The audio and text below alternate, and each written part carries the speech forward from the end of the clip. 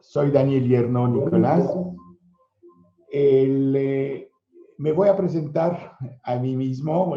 Seguramente muchos me conocen. Soy profesor de la Universidad Autónoma de Querétaro y hace muchos años que estoy trabajando en turismo. En esta ocasión, el doctor Javier Delgado, director del programa universitario de la ciudad, me invitó a presentar. Me voy a presentar a mí mismo.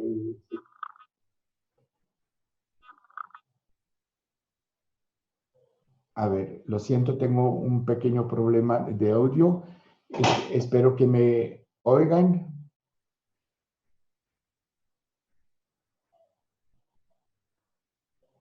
Bien, reempiezo. Quería decirles que primero que quiero agradecer al doctor Javier Delgado por esta invitación a participar al foro sobre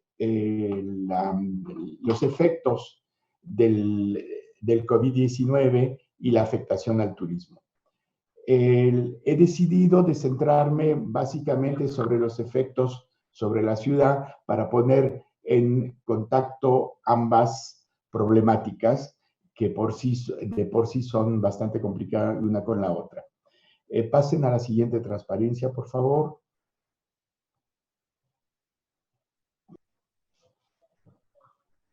Yo creo que lo siento por los problemas de sincronización, todavía me falta práctica en ese tipo de cosas. Quería empezar con una fotografía bastante ilustrativa, ¿no? Cuando vemos el peso de Venecia, de sus edificios de 3, 4 pisos, inclusive las cúpulas de las iglesias, frente a ese enorme crucero. Lo siento por los problemas de sincronización, todavía me falta práctica.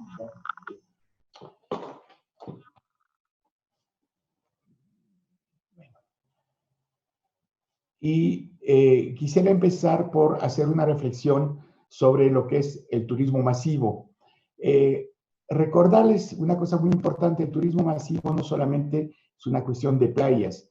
Tenemos siempre la idea, la idea acumulada a través de los siglos, de las décadas, que el turismo masivo es el resultado del crecimiento del turismo de sol y playa. Sin embargo, ha habido un crecimiento continuo, si pueden pasar a la transparencia siguiente, por favor, un crecimiento continuo de las actividades turísticas desde los años 60 del siglo pasado. Y eso ha involucrado, obviamente, en mayor medida al turismo de playa, pero también al turismo urbano. Y eso ha provocado que una serie de indicadores que se consideran como esenciales por parte de las autoridades nacionales de turismo en cada país o por la Organización Mundial del Turismo, Fondo Monetario, Banco Mundial, etcétera, lleguen a tener comportamientos bastante positivos. Por ejemplo, se ha acrecentado el porcentaje del Producto Interno Bruto Mundial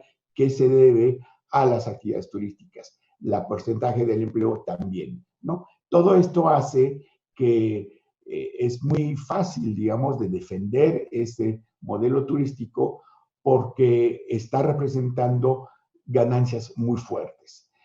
Particularmente los países del sur que no han logrado su proceso de industrialización o que lo ha tenido truncada en alguna forma para los países semi-industrializados, se encuentran muy beneficiados por esta situación de crecimiento del turismo y apuestan a ese turismo como una forma de salir del retraso, del subdesarrollo o como lo queramos llamar. Sin embargo, esos datos que conocemos, que son las estadísticas básicas, son bastante insatisfactorias porque tenemos un conocimiento insuficiente del fenómeno turístico, a pesar de su relevancia. En términos generales, podríamos decir que el turismo nacional es muy poco conocido. Los datos que tenemos son aproximaciones, estimaciones, inclusive sobre el empleo pasa lo mismo. Al lado del empleo básico que se genera en hoteles, en restaurantes, en líneas de aviación, en actividades de distracción, hay muchísimo empleo de tipo informal que se inserta en el turismo y que contribuye a su buen funcionamiento y que es mucho más fuerte, obviamente, en los países todavía en proceso de desarrollo. Además, hay otro fenómeno que tenemos que tomar en cuenta, es que hay una serie de efectos colaterales sobre las poblaciones locales, sobre los entornos locales, que son evidentemente muy marcados en la medida que el turismo es más importante. En la siguiente transparencia que vamos a ver ahora, vamos a regresar un poco a los fundamentos, porque hay que entender algunos aspectos de lo que es el turismo para entender cómo va a impactar sobre las localidades. Primero, recordar que el turismo es un imaginario, es un deseo de sociedad de hacer turismo, que ha tenido mucha fuerza y que ha atravesado el cambio de milenio. Es decir, es algo que se empezó a impulsar desde los años 60, a constituir tanto por los intereses de las empresas como de los turistas de las poblaciones y finalmente de los gobiernos locales, nacionales y locales. De tal manera, el turismo se ha puesto, a diferencia de otras ramas, como una serie de actividades que ofrecían mucha seguridad, paz, descanso y la reposición de la fuerza de trabajo de los trabajadores. Esto ha hecho que el turismo es visto de una forma muy positiva por todas las personas o la mayor cantidad de las personas. ¿Qué implicó el turismo? Es que en la esencia misma del turismo está la movilidad, ¿sí? Un turismo tiene que salir de casa para realizar sus vacaciones. Es un movimiento enorme de personas, de bienes, de capitales, también de imágenes, que en alguna forma, yo le he escrito por ahí hace tiempo, fueron precursores de la globalización. ¿Precursores en qué sentido? Que el turismo arrancó en un momento en el cual los países tenían políticas internas, nacionalistas, de constitución de su crecimiento, y el turismo vino a demandar de abrir las fronteras. Y eso se dio progresivamente hasta tener la situación de neoliberalismo en la cual la globalización se impuso y la circulación se hizo mucho más fácil. Por eso el turismo ha podido mantenerse, no solamente, pero también crecer de forma extraordinaria, generando una acumulación de capital a través, muy intensa, a través de la operación de numerosas empresas que ofrecen bienes y servicios a los turistas. Estamos hablando de cuartos de alojamiento, de viajes por tierra, por cielo y por mar, como nos recordaba lo de los cruceros, toda la actividad de restaurantes, alimentos y bebidas, y las múltiples actividades de recreo que se dan tanto en zonas naturales como en zonas de playa, en ciudades, etc. En ese sentido, les decía, el turismo es visto como fundamentalmente benéfico para el crecimiento económico y por ende forma parte de las políticas económicas que desean lanzar los estados. Siguiente, transparencia, por favor. La siguiente transparencia finalmente es una foto que insiste sobre esa masividad desde el punto de vista de las ciudades. Supongo que muchos de ustedes reconocieron la Rambla de Barcelona, que justamente cuando llegan cruceros que se juntan en época de vacaciones de los europeos que viajan por tierra o por aire, es verdaderamente un atasque de personas y muestra bien a qué nivel de saturación puede llegar las ciudades. Siguiente transparencia, por favor. Ahora, hay que recordar que no todas las ciudades turísticas son del mismo tipo y por ende los efectos del turismo y posteriormente sobre los efectos del virus sobre ese turismo y sobre las ciudades puede ser muy diferente. En primer lugar, transparencia siguiente, por favor. Tenemos las ciudades costeras menores que han crecido casi exclusivamente por el turismo de masas, Es el caso de Acapulco para nosotros en México, o de Vallarta, pasar de un pueblo o de una ciudad realmente muy chica a una ciudad que puede ser hasta millonaria en población en ciertos momentos. Estas se han vuelto exclusivamente, digamos, orientadas al turismo. No totalmente, pero la mayor parte de sus actividades y su gente vive, come y se organiza en función del turismo. La segunda son las ciudades que fueron construidas ex profeso por políticas públicas. Y el caso más conocido, inclusive a nivel internacional, es el caso de Cancún. Pero hay otras. Está Loreto, está San José del Cabo, que bueno, hay un pequeño pueblo, Los Cabos, etcétera, que fueron, Huatulco, obviamente, que fueron construidos a partir del turismo y cuyas actividades turísticas han generado ciudades, ¿no?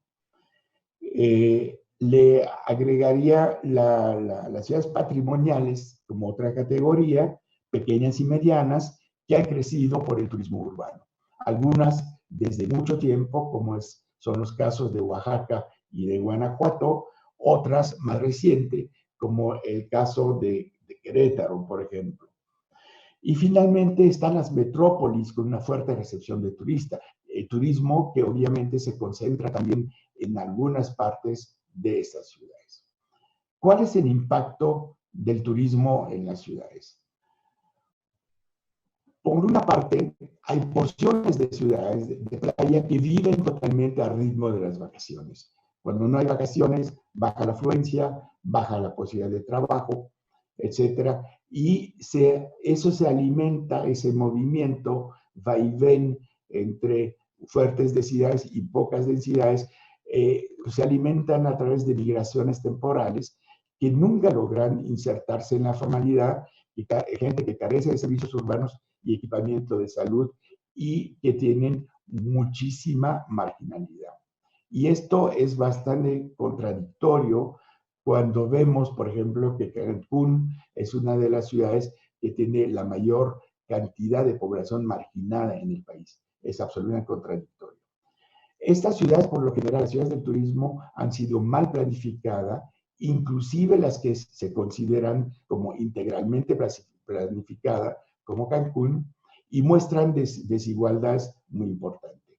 Caso de Acapulco o de Vallarta, porque ha habido una falta de planeación que hubiera seguido desde el principio de la ciudad para armonizar en alguna forma lo que es la vida urbana con la vida turística, pero en las ciudades planificadas por la negación de la pobreza que siempre se asimila a las ciudades turísticas. En el caso de los centros históricos, el impacto se va a dar justamente en algunas zonas muy concentradas. Eso lo podemos ver, por ejemplo, si localizamos las fotografías que se toman en Instagram. Vamos a ver que los turistas tienen distritos turísticos que ellos mismos se crean y que se pueden evolucionar, en la cual vamos a ver la huella del turismo marcarse. Esa huella va a ser un incremento del mercado inmobiliario, desplazamiento de población local, turistificación de la vida cotidiana, relegamiento de la población local que percibe también pérdida de identidad y de espacios y de calidad de vida. En otros términos, la turistificación, es decir, la transformación de los espacios centrales por el turismo, son factores que entran en contradicciones con las formas de vida de la población local. Y finalmente, hay grandes metrópolis que viven a la par del turismo, como Nueva York, París, Londres, Madrid, Barcelona, inclusive la Ciudad de México, y que tienen porciones importantes de su territorio central que están de la misma forma invadidas por las actividades turísticas, invadidas por los turistas. Pasar a la siguiente, por favor.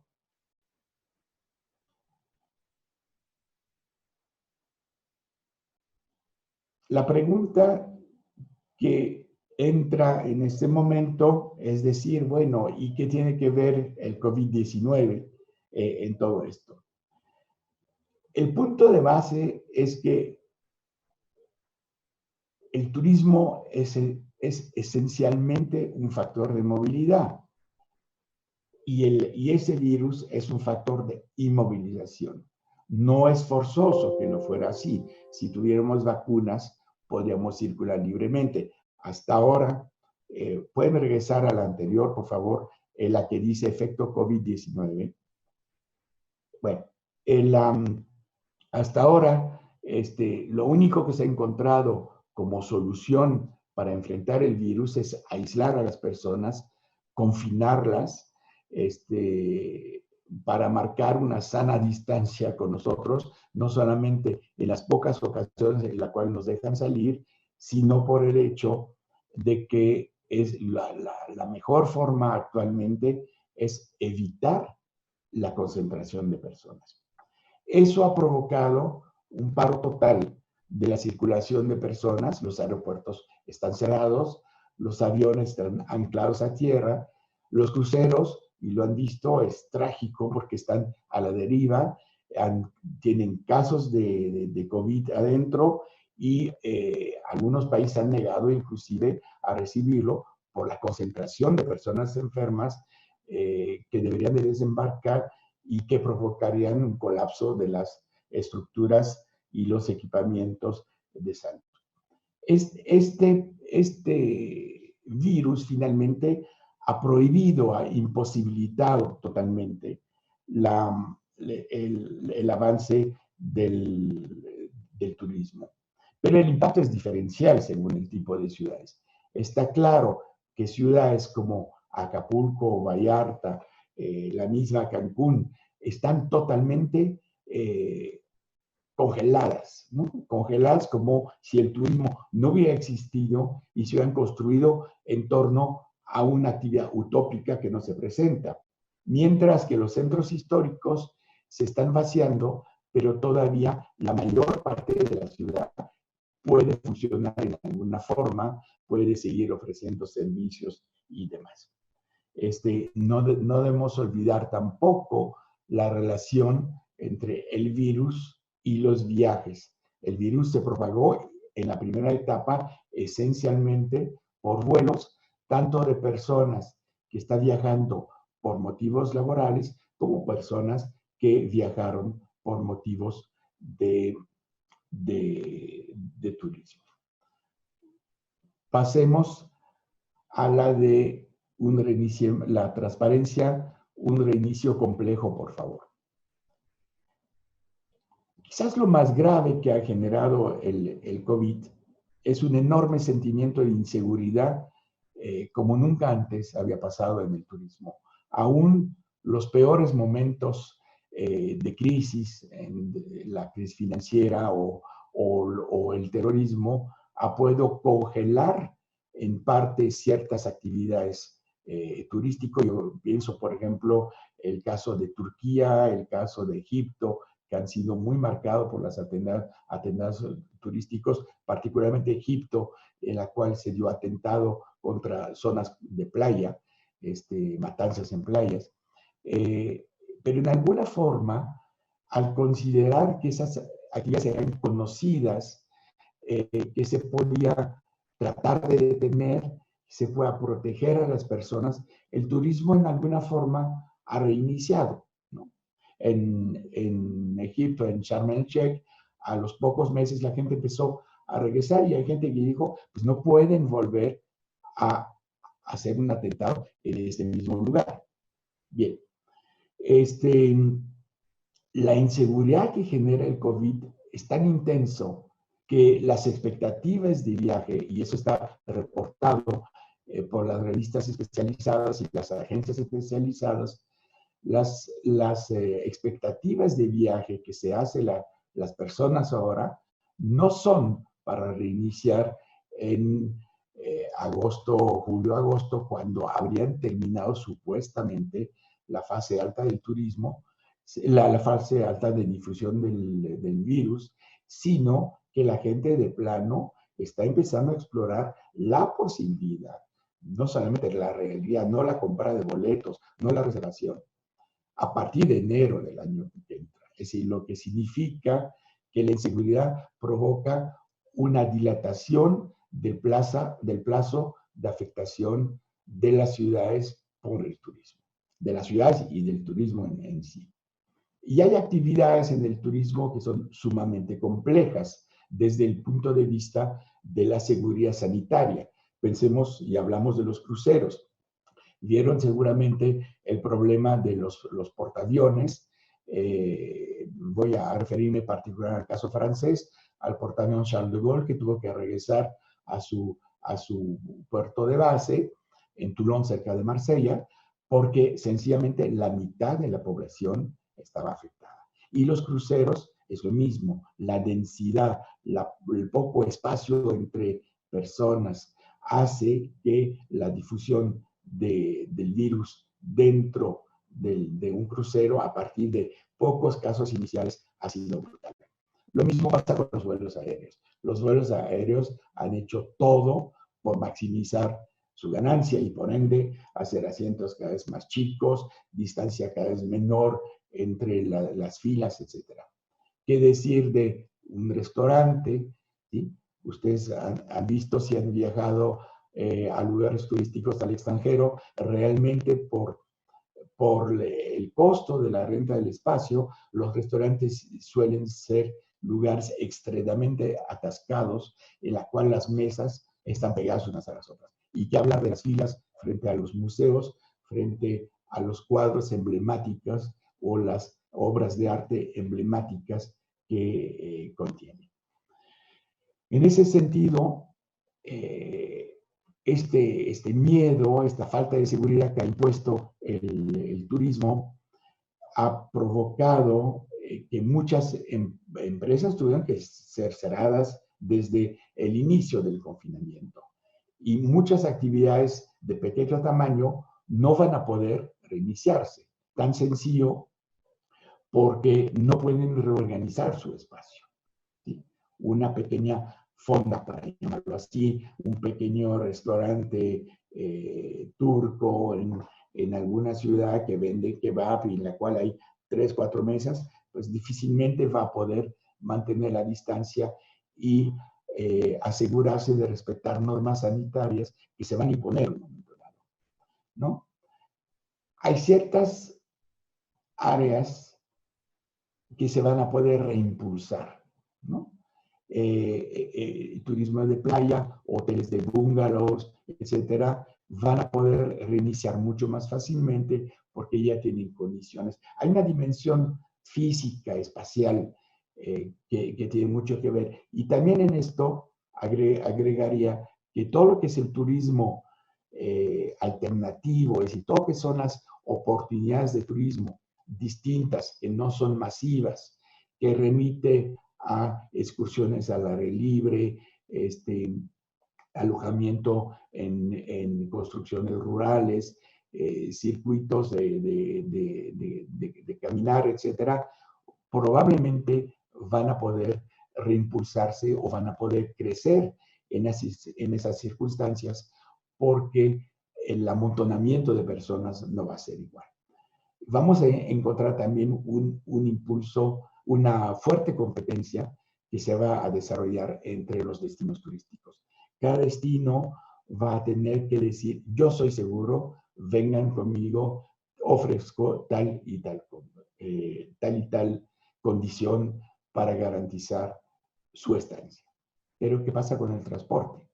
¿Qué pasa con los vuelos? De por sí, muchas compañías de aviaciones están con problemas serios de rentabilidad y si van a tener que reducir quizás la mitad o los 2/3 de la población en un avión, no solo los precios van a subir, sino que la operación de las líneas va a ser cada vez más compleja. Y finalmente agregaría la prudencia de la población. Yo creo que este golpe que hemos recibido es bastante fuerte psicológicamente, ¿no? Y, por ejemplo, en 2003 se acordarán posiblemente que hubo una canícula muy fuerte en Francia y hubo más de 20,000 personas que murieron por los efectos de esta canícula porque no había protocolo de atención. Ahora se repitió en las casas de ancianos Y, por ejemplo, de los muertos en Francia, yo creo que un tercio proviene justamente de población mayor que se encontraba en condiciones relativamente hacinadas y desprotegidas dentro de casas de atención a personas mayores. Vamos a tener que aprender de esto, está claro. Vamos a tener que aprender y nos tenemos que preguntar si el turismo es resiliente, si el turismo en sí tiene capacidad de resistir la crisis de ese tipo.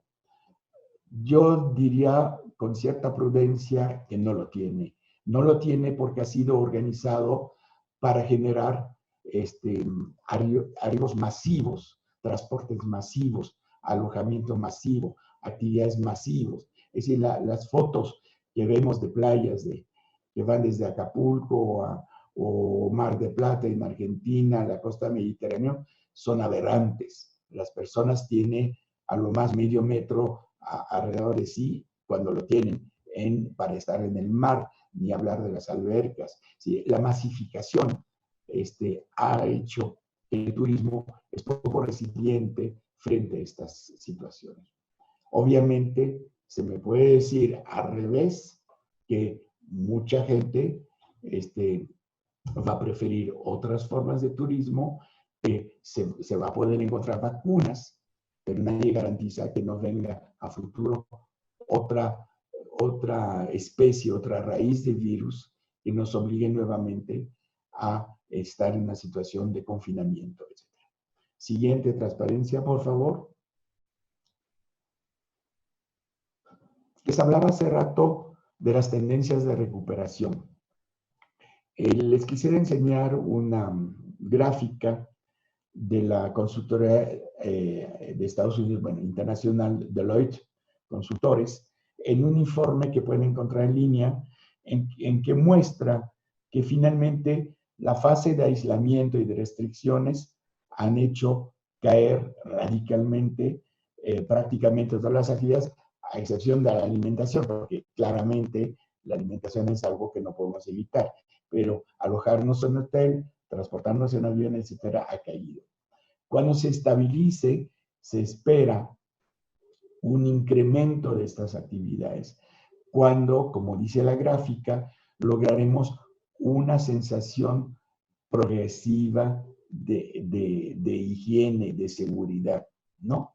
Y todo eso va a empezar con viajes de primera necesidad, viajes que obligan, por ejemplo, personas a desplazarse por razones de trabajo y que no lo pueden hacer por vía electrónica porque no siempre es posible. Va a rearrancar esta cosa y hay gente que va a viajar relativamente rápido para ver parientes mayores, enfermos, etcétera, etcétera. La consultoría y otras voces en esas proyecciones plantean de que el turismo internacional realmente va a empezar a partir de enero, quizás un poquito con las vacaciones de Navidad, y se volvería a tener cierta normalidad solamente, es decir, para regresar al estado anterior, avanzado el año 2021. Pasemos a la siguiente, por favor. Quisiera terminar con algunas ideas que distan de ser un modelo completo, pero son algunas propuestas, algunos puntos de reflexión.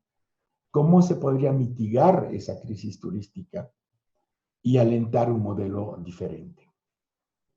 En primer lugar, yo creo que es absolutamente necesario de evitar un nuevo arranque del turismo internacional hasta que esté garantizado el fin de la propagación del virus, lo que probablemente, como decía sobre la transparencia anterior, no podría ser antes del 2021. Es decir, cerrar las fronteras al turismo internacional. Quizás con algunas modalidades, pero no debe darse rápidamente porque la diferencia de temporalidad de la presencia del virus en diversos países hace que puede ser contraproductiva si llega gente de algunas áreas en la cual hubo o bien un rebote o una crisis tardíamente controlado. Pensemos, por ejemplo, si nosotros en México salimos más tarde que los países europeos, lógicamente, si nosotros podemos viajar muy rápidamente, vamos a provocar problemas, ¿no? De recontaminación o de rebote por otros países y viceversa, obviamente. Yo estaría a favor, y eso es una propuesta mucho más radical, en impedir la llegada de cruceros de manera combinatoria. Es decir, los cruceros son una de las componentes más peligrosas del turismo. ¿Sí? Recibir un crucero y el mismo crucero son centros de concentración de cualquier problemática de tipo sanitario. Tenemos también que restringir la llegada de turistas en puntos de saturación como museos, sitios emblemáticos de las ciudades, parques recreativos, etc. Habrá que inventar una nueva relación a nuestros monumentos, una nueva relación a nuestros lugares de deporte, de juegos, etcétera, a nuestros parques temáticos y demás. Eso no significa que todo tiene que pasar a forma virtual como nos lo están proponiendo ahora, sino que habrá que empezar a pensar como ya se había hecho, había pensado en Venecia hace mucho, pasaporte. Se compra un derecho de entrada y cuando hay suficiente fecha, está la cantidad de personas esperada para una fecha que no contravengan normas sanitarias, no se venden más. Obviamente los hoteles, ¿no? Los restaurantes van a tener que imponer normas de seguridad sanitarias crecientes y obligatorias para poder reabrir. Obviamente esas normas van a impedir la masificación de la oferta del servicio. Eso plantea que definitivamente muchas ofertas chicas, pequeños restaurantes, pequeños bares, etcétera, van a estar en serias dificultades para mantener sus actividades. Y allá se va a requerir programas de apoyo, de sustitución de actividad, etcétera, etcétera. Ya había comentado que también tenemos que priorizar el turismo nacional con condiciones favorables a un turismo mucho más micro, inclusive de tipo regional. No necesitamos movernos 8,000 kilómetros para pasar vacaciones. Y eso es una cosa que nos tenemos que poner en la cabeza, y no solamente por el coronavirus, sino también por el hecho de que estamos evitando gastos muy fuertes en viajes y podemos transferirlos a actividades que apoyen las poblaciones locales y que apoyen nuestra economía donde estamos viviendo. Hablando en alguna forma, como se habla en cuestión de alimentación, de circuitos cortos turísticos. En ese sentido, es importante que las políticas públicas hacia el turismo y hacia la economía en sí propicien mayor desarrollo y den apoyo con créditos blandos a iniciativas de turismo alternativo de baja concentración de personas, ¿sí? Esto tiene que ser nuestro sector prioritario. Yo creo que ya no es hora de volver a hacer promociones multimillonarias, verdaderamente extremadamente costosas, para atraer turismo extranjero a los grandes desarrollos que tenemos. Si bien la economía parecería requerir ese flujo de divisas, también hay que recordar que es un cálculo engañoso. La globalización ha provocado que muchas de las divisas que pueden entrar, por el turismo, vuelven a salir por las compras internacionalizadas de los grupos hoteleros. Es decir, si no compran localmente, las divisas vuelven a salir. Yo les puedo decir que en 83, 84 oí el director general de Fonatur decir que el balance turístico era cero, ¿no? Que las divisas que entraban eran divisas que salieron. Y eso fue antes de la apertura de frontera. Mi opinión muy personal es que esa situación está peor. Pasemos a la siguiente transparencia, por favor. Para concluir, yo insistiría que no debemos de regresar a lo mismo. El turismo no tiene que ser satanizado, eso está claro, pero tampoco tenemos que regresar a ese turismo que tuvimos.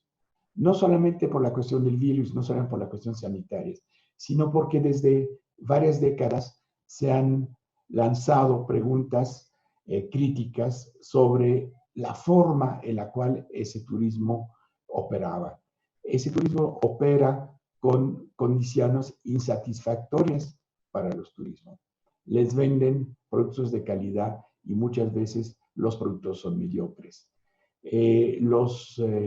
La masificación, si bien es una condición para una fuerte acumulación de dinero, y acordémonos que en el turismo hay mucho capital que viene del sector financiero, es decir, de fondos de pensiones, etc. El turismo está pasado por una financiarización importante y esos actores exigen una rentabilidad extremadamente alta. No tenemos que regresar a este mismo porque eso se hace a expensas del mismo cliente, ¿no? Del mismo turista, pero también a expensas de la naturaleza, que no la había mencionado y que es muy importante, del desarrollo local y de las poblaciones locales. En ese sentido, necesitamos promover una innovación extremadamente importante, tanto sobre el turismo de playa y las localidades que genera, como sobre el turismo urbano, pero incluso el turismo de montaña.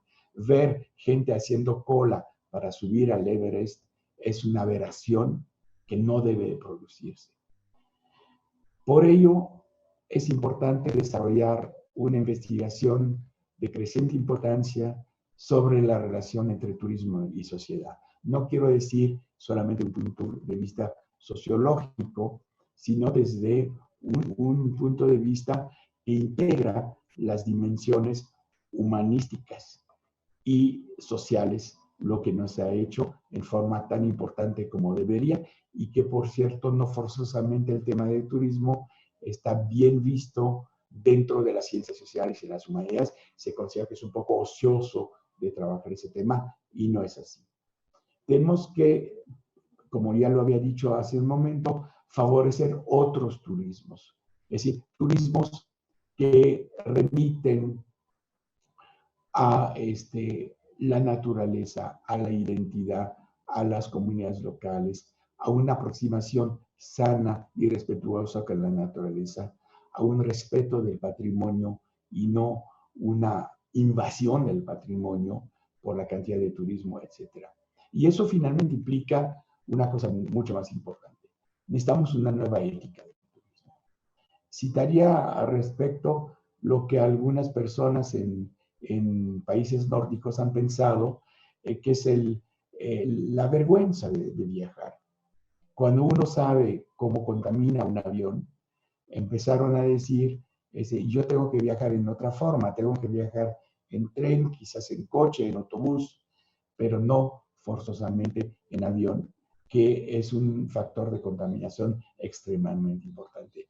Esa dimensión ética implica no solamente cómo viajamos, sino dónde viajamos, para beneficio de quién viajamos y cómo nos comportamos a lo largo de estos viajes. Con esto termino.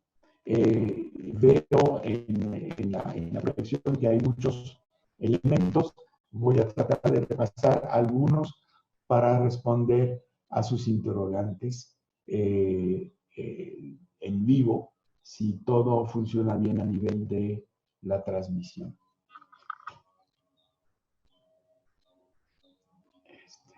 Bien. Si quieren, los que están condicionando el proceso técnico pueden regresar a proyectarme a mí y ya concluir la presentación del PowerPoint, por favor. Bien, veo saludos. Les agradezco a todos los que me mandan sus saludos y que me han acompañado, por cierto.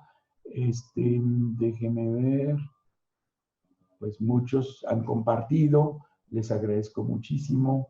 Ya veo que hubo un momento, un comentario, escriben sus dudas y comentarios y tendré un espacio para contestar, lo vamos a hacer.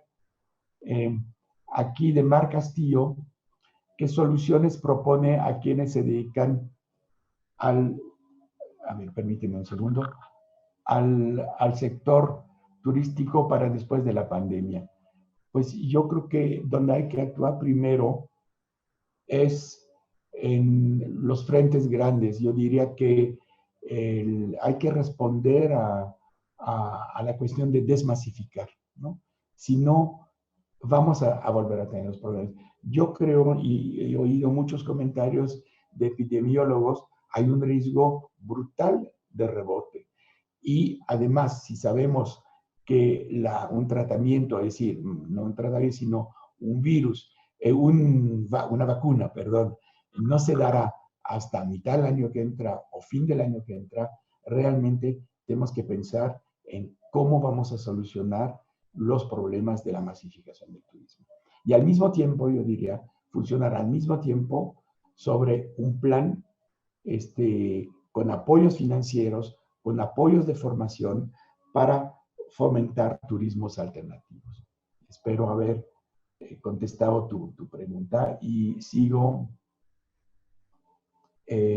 Si Isa Riz plantea que si estará en YouTube, entiendo que sí, en la misma página en la cual se conectaron, la página de Facebook, pero también en el YouTube.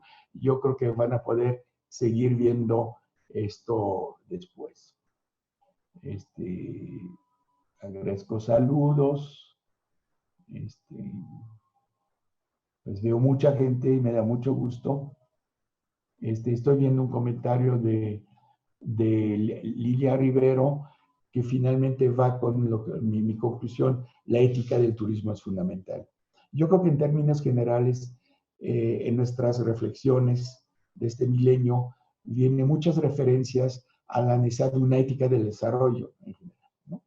Es algo que se ha trabajado poco por algunos filósofos eventualmente, pero yo creo que la ética del desarrollo debe incluir una ética del turismo, porque nuestros modos de vida, que ahora están muy afectados, no pueden volverse a reproducir en la misma forma. Y el turismo es una componente importante.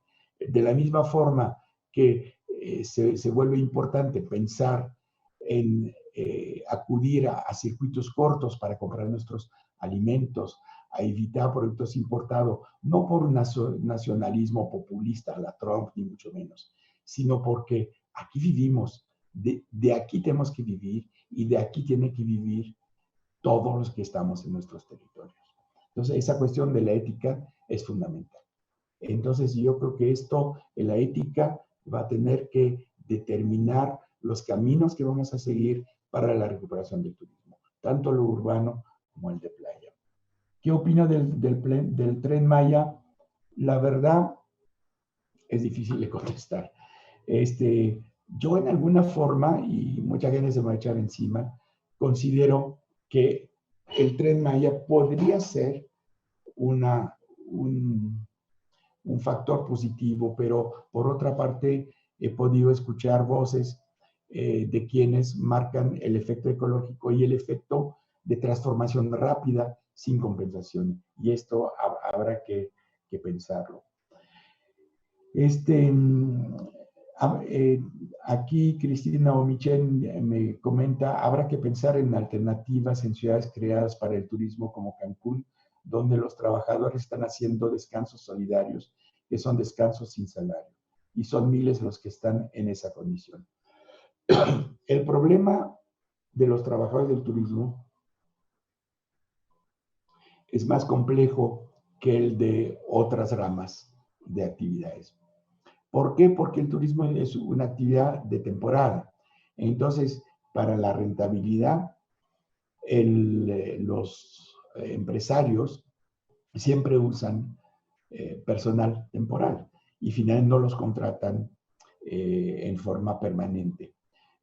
Yo comentaba en otra videoconferencia el sábado pasado que hace más de 50 años yo estuve trabajando como estudiante, militante en alguna forma, en zonas de playa en Europa, y las reivindicaciones eran justamente mejorar las condiciones de los trabajadores. Y habíamos logrado algunas cosas, y cuando veo cómo están las condiciones en esos mismos lugares 50 años después, estamos mucho peor, mucho peor. Y ni qué decir en México, donde la protección al trabajador es insuficiente.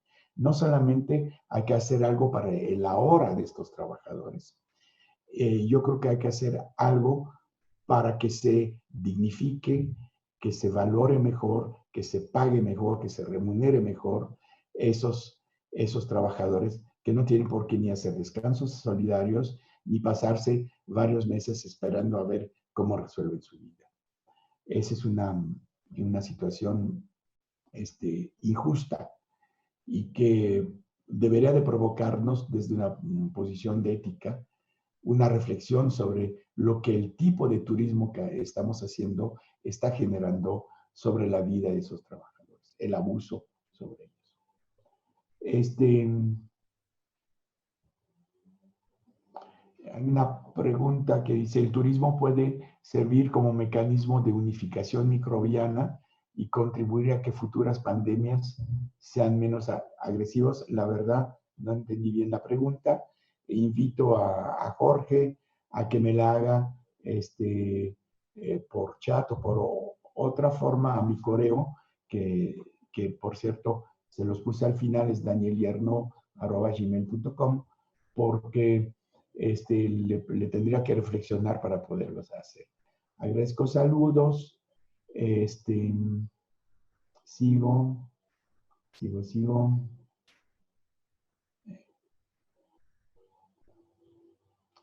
A ver, Guadalupe, saludos Guadalupe González, Margarita, es un placer saludarte a ti también.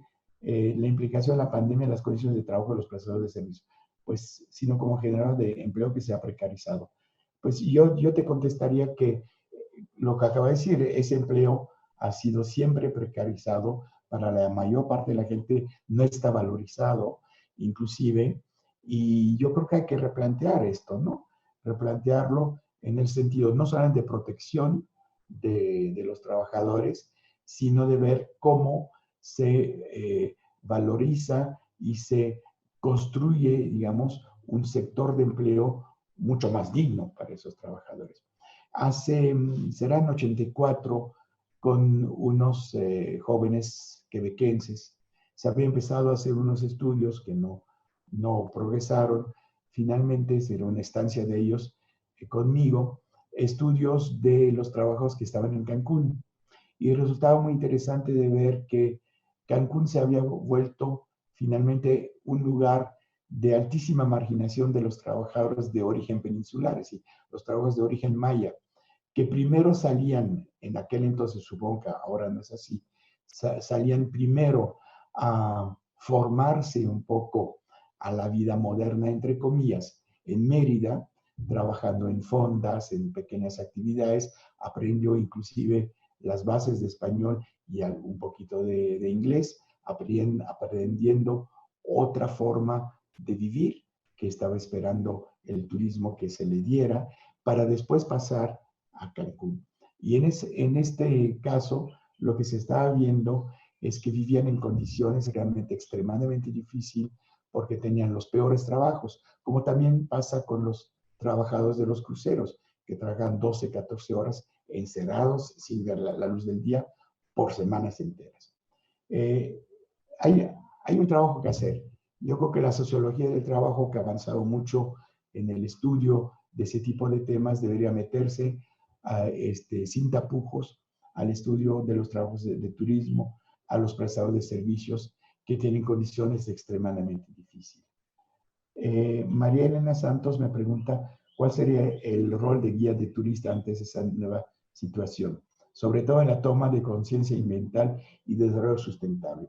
Yo creo que los guías de turista pueden ser justamente promotores más bien dicho, de esa ética del turismo. Recuerdo una vez una excursión que hice a Río de Bariloche, en Argentina hace muchos años, y me sorprendió no solamente la calidad de la formación del guía. De hecho tenía una licenciatura en biología, pero su capacidad de explicarnos la naturaleza y el recorrido que hicimos por un lago y alrededor nos hizo ver la vegetación y la necesidad de respetarlo en una forma extraordinaria. Yo creo que el papel de los guías es muy importante. Nos hemos quedado muchas veces en la imagen del guía, que es lo que te cuenta muy rápidamente unos datos, a veces hasta falsos, y que te pide una moneda, una que baja. Al contrario, yo veo el guía de turista como una persona que tiene un papel esencial en la conducción de un nuevo modelo turístico.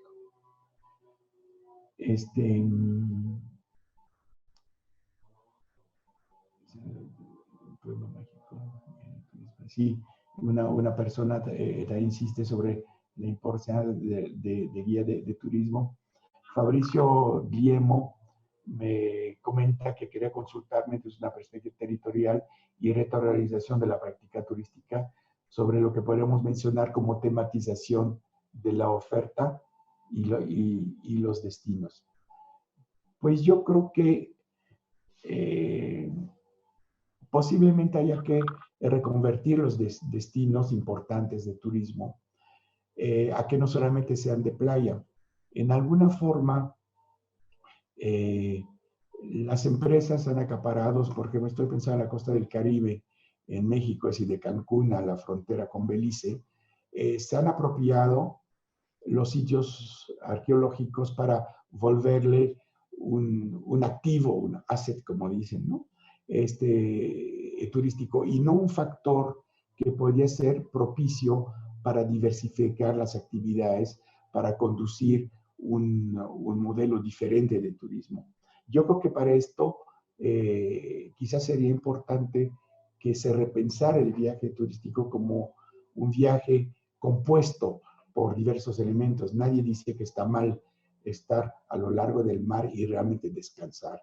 El derecho a la pereza de la cual hablaba Lafargue en el siglo XIX es muy importante, en mi opinión, pero también una forma de concientización a la riqueza, por ejemplo, biótica que tiene la península de Yucatán, y también a la riqueza histórica, identitaria que tiene. Si repensamos los viajes de esa forma, quizás en vez de tener todo el mundo concentrado en la playa al mismo tiempo, podríamos pensar que la gente podría estar participando de diversas actividades que implique un territorio más amplio.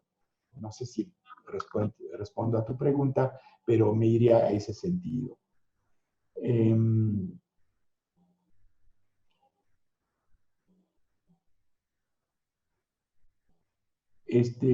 La reactivación en los valles del vino en Baja California que me plantea Roberta Araujo, pues yo creo que es importante justamente en esa propuesta que me atragó hacer a favorecer otros turismos.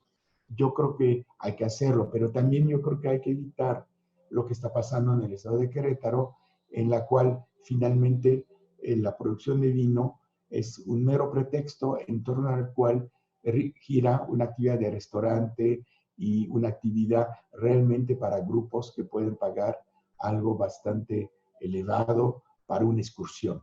Yo creo que hay que integrar sobre un mejor conocimiento de lo que es la actividad vitivinícola, de su distribución, de la relación que tiene con el clima, la naturaleza. Hay un potencial formativo, yo creo que es muy importante. Otra vez, es una cuestión de ética, en mi opinión. ¿Cómo van a enfrentar, Concepción, gusto en saludarte, Concepción Escalona, cómo van a enfrentar las grandes cadenas multinacionales la desmasificación del turismo?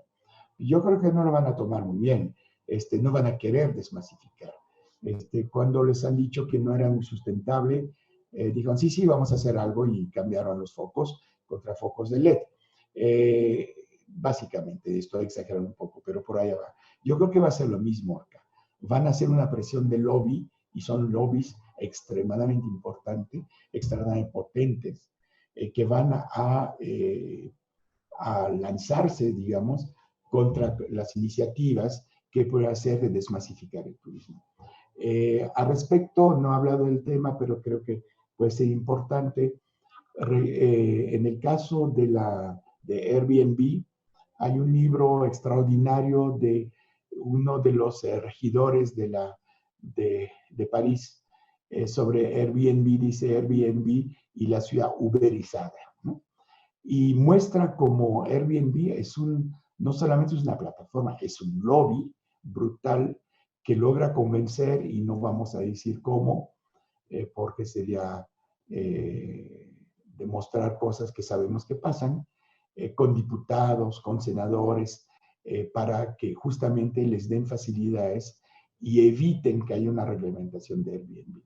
Yo creo que con los grupos hoteleros, las líneas aéreas, va a pasar lo mismo. Ellos van a entrar a hacer lobby fuerte sobre los políticos para evitar cualquier acciones que les podría afectar. Y tampoco estoy seguro que de iniciativa propia el sector oficial del turismo en México y en otros países está dispuesto a entrarle una desmasificación.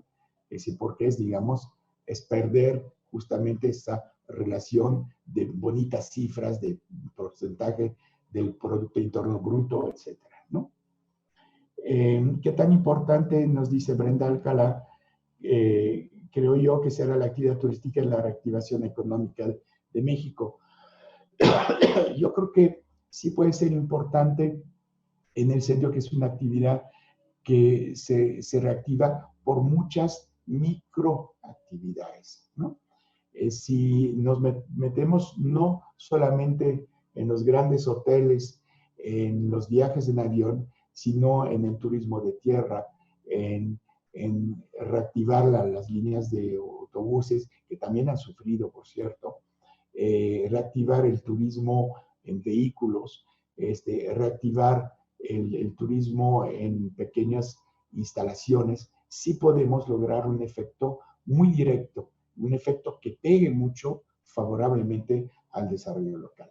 Ahora, de cualquier forma, no podemos pensar que se abandone cierta forma de turismo tradicional, porque no podemos dejar a la población de Cancún, a la población de Acapulco, sin esa fuente de ingreso. El asunto es de ver cómo hacerlo. ¿Cómo entender el reclamo del sector económico al proponer nuevas medidas y una reconfiguración espacial de la ciudad? Rolando Velázquez. Y yo creo que respondí a la parte de enfrentar el reclamo del sector económico. Se van a tener que hacer negociaciones muy ásperas, pero yo creo que sí hay que hacerlo. Y la reconfiguración espacial de la ciudad yo creo que es un tema muy importante. Ojalá y el PUEC trabaje intensamente sobre esto.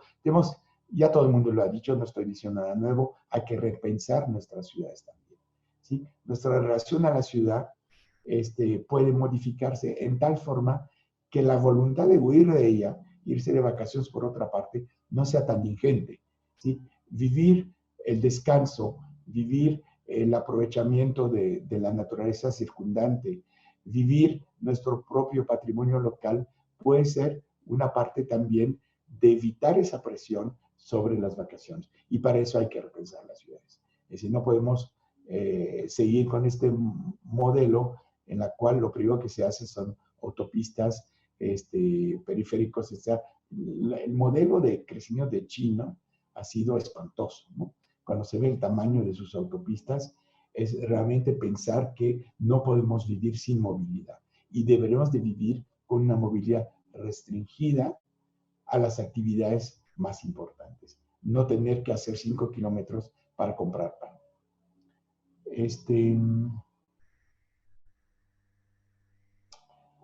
Alexa Garza, que es la posición de los estudiantes de turismo. Yo creo que es importante que los estudiantes se vuelvan críticos, reflexivos y propositivos. Nuestro sistema educativo también tiene que cambiar en el sentido de que muchas formas tradicionales que también yo desgraciadamente reconozco haber compartido, de pasar información, que sea eso la finalidad de la educación, es obsoleto. tenemos que tener formas educativas mucho más abiertas, mucho más críticas, mucho más reflexivas, y yo creo que eso es muy importante. Bien, yo creo que ya casi estoy al final. No puedo seguir mucho con esa presentación. Bárbara Catalano, un saludo. ¿Cómo reconfigurar los flujos turísticos internacionales en términos de regiones, emisores, receptores a partir de la pandemia? Pues es una pregunta, la verdad, muy difícil. No me atrevo a contestarte. Yo creo que sí se van a reconfigurar, pero yo creo que hay que pensar también en, en los impactos de la recomposición de sus flujos. Tenemos que reconfigurarlas como están.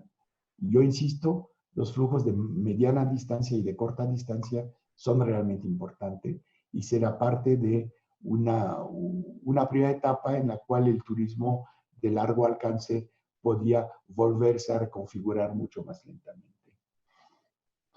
Eva Leticia, saludos también al conectar a salud con, ay, se me perdió, a salud con turismo en las políticas, lo que nos conduce a entornos sostenibles y saludables. Pues ojalá debería ser así, pero yo creo que no solamente en turismo, ¿no? Finalmente el virus nos dice, compremos cercano, cambiemos de tipo de agricultura, ¿no? Estamos usando una cantidad de pesticidas, de venenos, etcétera, que no sabemos qué tanto contribuyen a debilitar nuestros organismos y hacerlo poco resistente a los